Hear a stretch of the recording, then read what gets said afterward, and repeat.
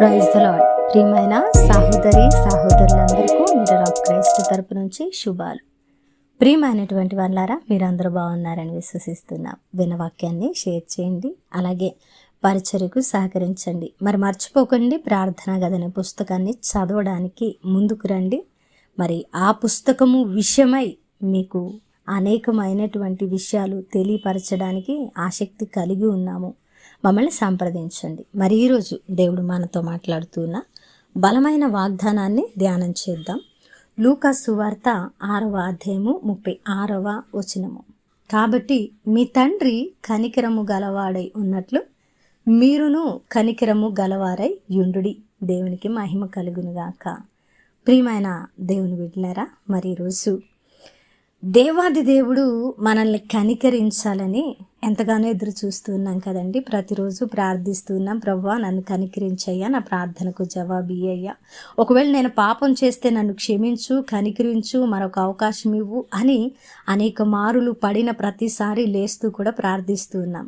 వాస్తవమైన విషయం అండి. అయితే మరి మన తండ్రి కనికరము కలిగిన వాడు కాబట్టి ప్రతిసారి మన తప్పిదముల అన్నిటి నుంచి మనల్ని క్షమిస్తూ, మనల్ని సరిచేస్తూ మరొక అవకాశాన్ని ఇస్తూ నడిపిస్తూ ఉన్నారు.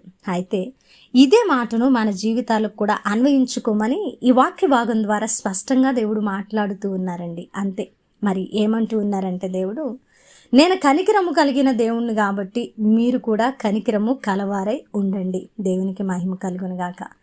మనమైతే మన విషయంలో దేవుడు కనికరించాలి, ఎంత తప్పు చేసినా కనికరించాలి అని ఆలోచన చేస్తూ ఉంటాం. కానీ ఇదే మన జీవితాలకు అన్వయించుకోవడానికి మనం ఇష్టపడమండి. మన స్నేహితులు, మన బంధువులు, మన కుటుంబంలో మన భార్య, మన భర్త, మన పిల్లలు, మరి ఒకవేళ వారు గనక తప్పులు చేస్తూ ఉంటే, మన పట్ల మరి క్రూరముగా ప్రవర్తిస్తూ ఉంటే, వాటన్నిటి విషయమై మనము పగపెట్టుకున్న వారంగా ఉంటూ ఉన్నాం. మరి ఈరోజు మనము కూడా తండ్రి అయిన దేవుని వలె కనికరము కలిగిన వారముగా ఉండి వారి విషయమై ప్రతిసారి మనము ఒక తగ్గింపు స్వభావంతో దేవుని యొక్క ప్రేమను బట్టి, ఆయన వాక్యాన్ని బట్టి మన జీవన శైలిలో దానిని అన్వయించుకోవడానికి ఇష్టపడి మనము కనికరము కలిగిన వారంగా ఉంటే ఖచ్చితంగా దేవుని కార్యాలు మన జీవితాలలో జరుగుతాయి.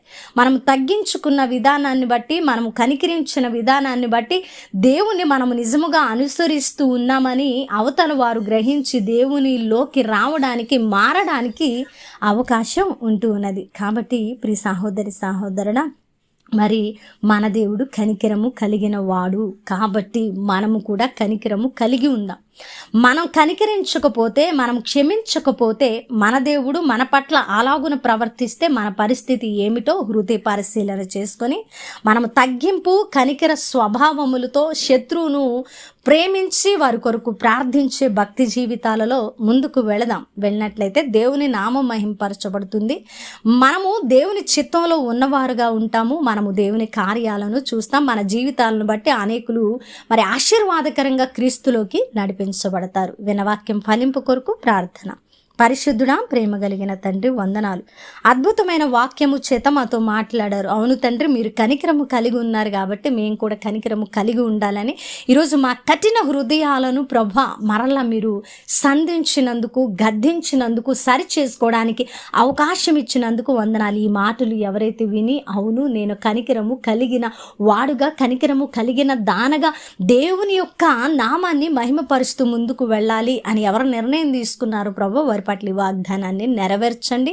అలాగే పరిచర్యకు సహకరిస్తున్న వారిని దీవించండి, పరిచర్యలో కొనసాగుతున్న వారిని దీవించండి, మీ కార్యాలను జరిగించమని యేసు నామంలో ప్రార్థిస్తున్నాము తండ్రి, ఆమేన్. ప్రియమైన దేవుని బిడ్డలారా, వినవాక్యాన్ని షేర్ చేయండి, సహకరించండి. దేవుని చిత్తమైతే మరలా కలుసుకుందాం. దేవుడు మేము దీవించును గాక. ఆమేన్.